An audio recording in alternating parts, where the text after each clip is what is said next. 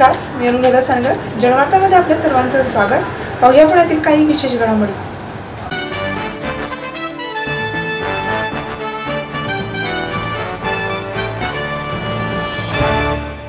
होळीच्या सणाला गोकुळात घुसलेले गोपाळ रंगांची मुक्त उधळण अशा वातावरणात एक आठवडा आधीच पुणेकरांनी होळी साजरी केली.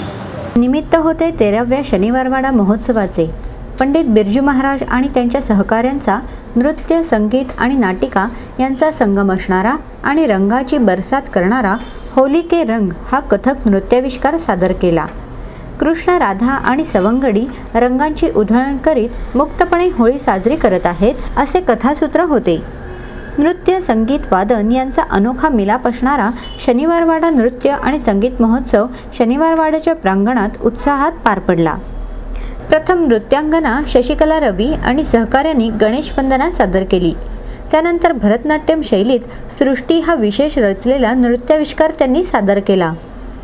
हिंदू धर्म परंपरेमध्ये वर्णिलेली निर्मिती, उत्पत्ती, जतन आणि विध्वंस या विविध भावविश्वांचे अनोखे सादरीकरण नृत्य, संगीत या आधारे सादर केले. त्यानंतर दशावतार व शिवतांडव सादर करून शांती पाठाची प्रचिती दिली आणि पुणेकरांच्या डोळ्याचे पारणे फेडले. प्रख्यात नृत्यगुरू पद्मविभूषण पंडित बिरजू महाराज यांना अभिनेते जॅकी श्रॉफ आणि जमना पै यांच्या हस्ते जीवनगौरव पुरस्कार प्रदान करण्यात आला. पुणेकरांनी नेहमीच्या शैलीत कलाकारांना दाद दिली.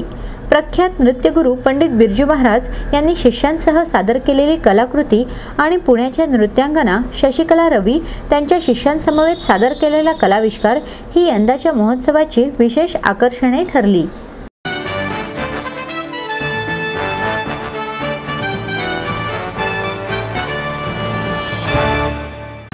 पुण्याच्या विकासासाठीच मत मागणार आहे असे पुणे लोकसभा मतदारसंघातील मनसेचे उमेदवार दीपक पायगुडे यांनी पत्रकार परिषदेत सांगितले. पुणे लोकसभा मतदारसंघातून दीपक पायगुडे यांना मनसेने उमेदवारी दिली. मनसेचे निवडून आलेले खासदार पंतप्रधान पदासाठी नरेंद्र मोदी यांना पाठिंबा देणार आहेत असे राज ठाकरे यांनी जाहीर केले आहे. त्या पार्श्वभूमीवर नरेंद्र मोदींसाठी मत मागणार का या प्रश्नावर पायगुडे म्हणाले, नरेंद्र मोदींसाठी मते मागणार नाही तर पुण्याच्या विकासासाठी मते मागणार आहे. आमच्या पक्षाच्या जीवावर निवडणूक लढवणार आहे. निवडणुकीनंतर निवडून आलेले खासदार मोदींना पाठिंबा देणार आहेत. भाजपबरोबर छुपी युती नाही असंही त्यांनी सांगितलं. 10 वर्षे अज्ञातवासात असतानाही पक्षाने उमेदवारी दिली आहे. शेवटच्या क्षणी अन्य कोणालाही उमेदवारी दिली तरी मला पक्षाचा प्रचारक म्हणून काम करायला आवडेल असे ते म्हणाले. आम्ही आता प्रदूषण, वाहतूक आणि नदी सुधार, भ्रष्टाचार आणि महागाई हे 4-5 मुद्द्यांवर तर निश्चित या निवडणुकीमध्ये आणि पुढेही काम करणार. आता महागाईवर सुद्धा आमच्या मनामध्ये आता माझं स्वतःचं लोकसेवा बाजार आम्ही चालवतोय. तर 1 ते 5 तारखेला मला गहू, तांदूळ आणि साखर नाना तोटा विकायची. नाही, महागाई काय मी लगेच असं जादूच्या दिव्यासारखं आपण कमी करू शकत नाही, पण त्यातल्या त्यात गरीब माणसाला कसा आधार देत आहे हा एक भाग डोक्यामध्ये आहे. पुण्यापुरतं बोलतो, तुम्हाला सांगतो आमची पक्षाची ताकद अत्यंत चांगली आहे. जरी समजा कोणाची महायुती हो नाहीतर आघाडी हो, आम्हाला काय फरक पडत नाही. 100% आम्ही पुण्यात सीट काढू. नाही ना, मी चांगलं काम करण्याचा प्रयत्न करणार आहे. जो गटबाजी करेल, जो काम नाही करणार तो संपतो. गटबाजी टिकत नाही साहेब. शेवट मार्केट रिझर्ववर चालतो का नाही. तसं मी चांगलं काय बोलतो तर हायकमांड माझ्याबरोबर कसं राहील. माझे आणि राज साहेबांचे गेले 25 वर्षाचे संबंध आहेत. तुम्हाला मी सांगू का की राजकारणामध्ये आणि समाजकारणामध्ये लॉयलिस्टला फार महत्त्व आहे. मी जरी बाहेर असलो किंवा माझ्या आज एवढ्या सैनिक शाळेचं उद्घाटन व्हायचं आहे, पाषाणच्या शाळेचं उद्घाटन होतं आहे, पण मला असं कधी वाटलं नाही की माझ्या नेत्याला सोडून दुसऱ्या कुणाला आणावं किंवा दुसऱ्या कुणाला भेटावं. अनेक अडचणी येत आहेत, अनेक अडचणी आल्या, पण कधी दुसऱ्याला भेटून जावं, सांगावं असं कधी वाटलं नाही. किंवा माझ्या घरात एखादा कार्यक्रम आहे म्हणून दुसऱ्या नेत्याला निमंत्रण द्यावं असंही कधी वाटत नाही. कारण आम्ही पूर्ण लॉयलिस्ट, ठाकरे लॉयलिस्ट आहोत. पूर्ण आमच्या लस टोचलेली आहे. नाही, आता मला कोणीतरी कलबडीशी तर माझे संबंध चांगलेच आहेत, पण मग आता पवार साहेबांना कोणीतरी पुण्याच्या संदर्भात त्यांनी काहीतरी सर्व बघितलं तर त्यांना दीपक उभा जर उभा असलं तर काहीतरी चमत्कार होऊ शकतो असं बोलता बोलले.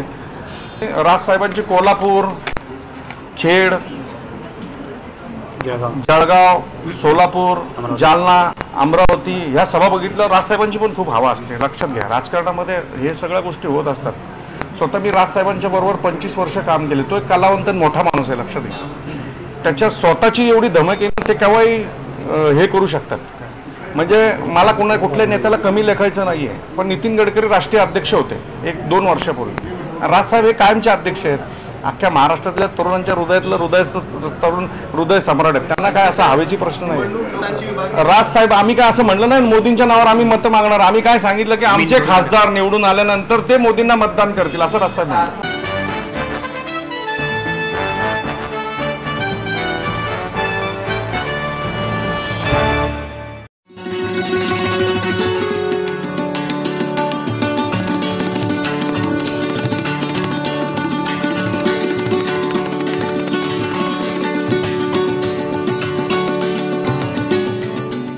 आई वडिलांनी पै जमवून मला शिकवण्याचा निर्णय घेतलेला कळत होता. माझ्या उच्च शिक्षणासाठी त्यांनी मला कायमचा आधार मिळवून दिला होता. त्यांनी स्वतःसाठी कधीच काही केलं नाही, पण माझ्यासाठी Samruddha Jeevan multistate multipurpose cooperative society limited. गुंतवणूक भावनांची, आनंद लक्षावधीचा. Samruddha Jeevan multistate multipurpose cooperative society limited.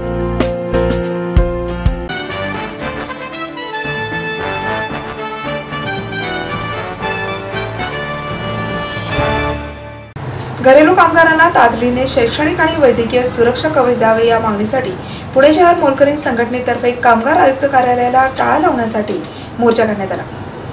सरकार घरेलू कामगारांसाठी वेगवेगळ्या योजनांची घोषणा करते, पण जेव्हा त्यांची पूर्तता करण्याची वेळ येते तेव्हा टाळाटाळ करते. घरेलू कामगारांच्या बाबतीतही सरकारने अशीच वागणूक दिली आहे. गेल्या 35 वर्षांपासून घरेलू कामगारांसाठी संघटना लढते आहे. सरकारने या कामगारांसाठी कल्याणकारी बोर्ड स्थापन केला. यामध्ये पुण्यातील 60,000हून अधिक महिलांनी नोंदणीही केली. त्यांना जनश्री विमा योजनेचा लाभ देण्यात येईल, तसेच विमा योजनेचे संरक्षण असेल असे आश्वासन कामगार मंत्री हसन मुश्रीफ यांनी दिले होते. यासाठी सर्व घरेलू कामगारांना ओळखपत्र देण्याबाबतही चर्चा झाली होती. मात्र या सरकारने अंमलबजावणी केलेली नाही. या कामगारांसाठी दीर्घ मुदतीची कल्याणकारी योजनाही अद्याप सरकारने जाहीर केली नाही. यामुळे कामगार संतापले आहेत. कामगार आयुक्तांनी तातडीने हे प्रश्न सोडवावेत अशा मागणीचे निवेदन यावेळी संघटनेच्या मेधा थत्ते, चंद्रभागा सपकाळ यांनी कामगार आयुक्त कार्यालयाला दिले.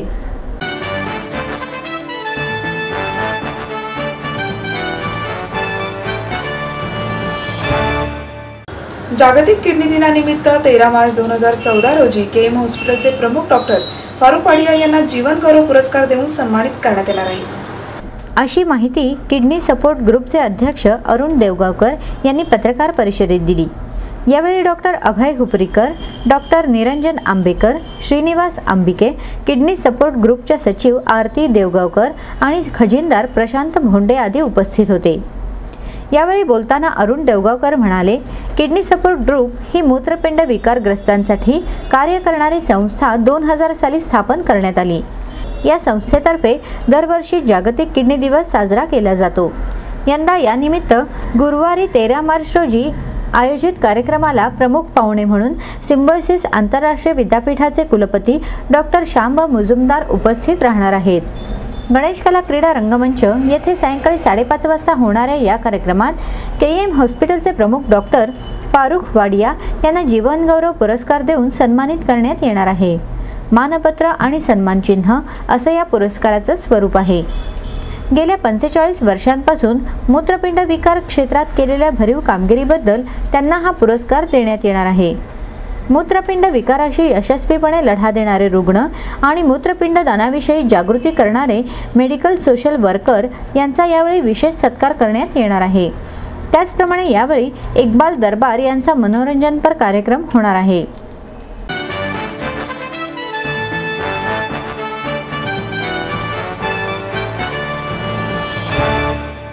माहेर सोडून सासरी आले.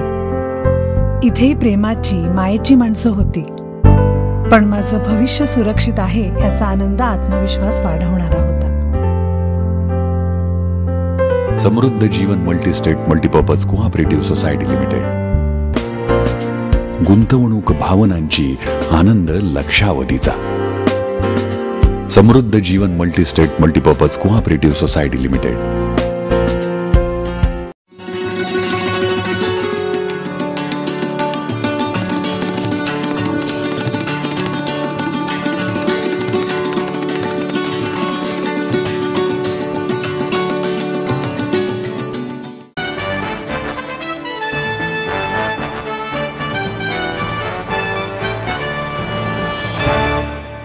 पूर्वोत्तर हस्तशिल्प व हस्तकला विकास निगम लिमिटेडच्या वतीने पूर्वोत्तर कला बाजाराचे आयोजन करण्यात आले। देशभरातील कुशल कारागिरांच्या विविध प्रकारच्या वस्तूंनी तयार केलेल्या हस्तशिल्प आणि हस्तकलांचे प्रदर्शन टिळक स्मारक मंदिर येथे 6 मार्च ते 18 मार्च या कालावधीत भरवण्यात आलं आहे। यासाठी देशभरातील कारागीर टिळक स्मारक मंदिरमध्ये आपापल्या राज्यातील हस्तकलांचे आणि हस्तशिल्पांचे प्रतिनिधित्व करणार आहेत, ज्यामध्ये महिलांसाठी दैनंदिन गरजांच्या विविध वस्तू तसेच घरातील शोभिवंत फर्निचरचा समावेश करून ग्राहकांना वेगळीच पर्वणी या प्रदर्शनामध्ये पाहायला मिळणार आहे। हस्तकला आणि हस्तशिल्प ही परंपरागत कला आहे आणि सध्याच्या स्पर्धेच्या जगात हस्तकला आणि हस्तशिल्पांचे अस्तित्व लोप पावत आहे। मात्र या प्राचीन वस्तूंची रुची आजही ग्राहकांच्या पसंतीस पडत आहे। या आधारावरच ग्राहकांना एका ठिकाणी अशा वस्तूंची उपलब्धता त्वरित व्हावी या उद्देशाने या प्रदर्शनाचं आयोजन करण्यात आलं आहे।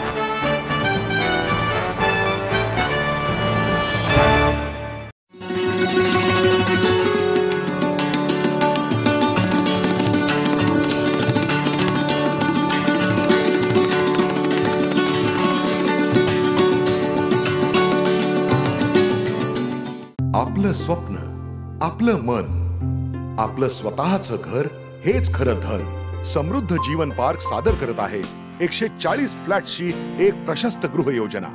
कात्रज कोंढवा रोडवर बिबवेवाडी पासून फक्त 2 किलोमीटर अंतरावर आपल्या आर्थिक गणितात बसणारे 1 व 2 BHK फ्लॅट्स, तब्बल 3 मजली पार्किंग सह ऐसपैस गार्डन, क्लब हाऊस आणि इतर सुविधांनी सुसज्ज। बुकिंग साठी संपर्क 9850 937 373 9850 947 373। समृद्ध जीवन, नांदी सौभाग्याची, सुरुवात प्रगतीची।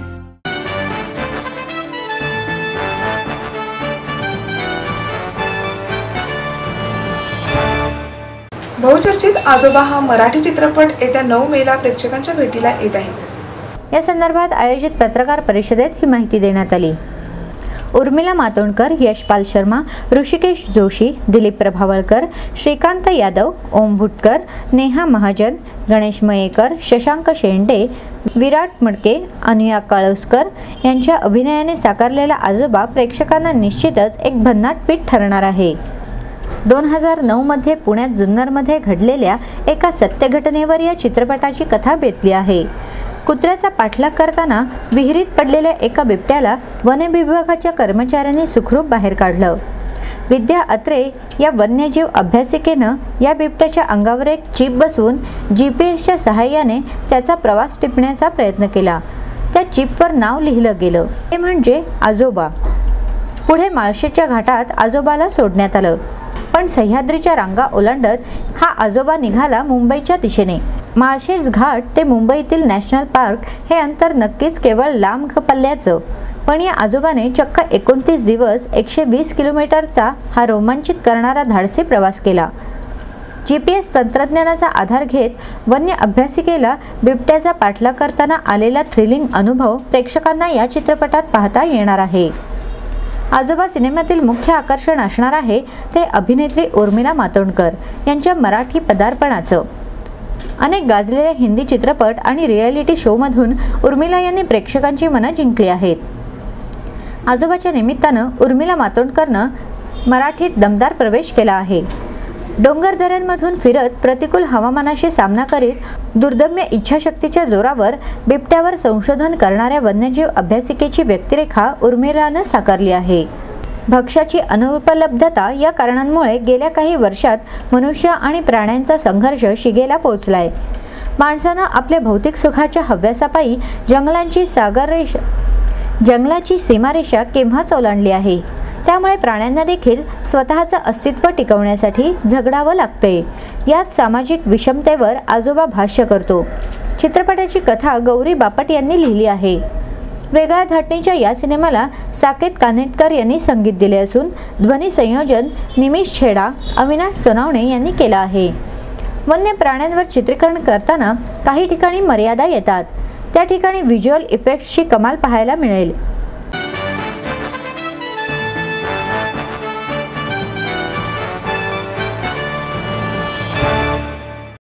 एडमिशन के साथ अपॉइंटमेंट लेटर भी. B civil, computers, electronics, electronic and telecommunications, IT and mechanical. MA computers, electronics, IT and mechanical, diploma engineering, mechanical and computer. MBA finance, HR and marketing. BCA, BBA, MBA and MCA for engineering और साथ ही D.Pharm, B.Pharm और M.Pharm भी. Siddhant international school CBSE from nursery to 5th standard. Siddhant college. Transport एवं hostel facility. 22 एकड़ का विशाल campus. AICT Delhi और Pune university द्वारा मान्यता प्राप्त.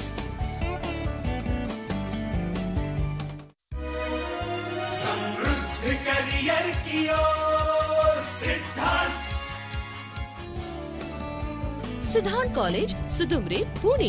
एडमिशन के लिए आज ही कॉल करें या लॉग ऑन करें.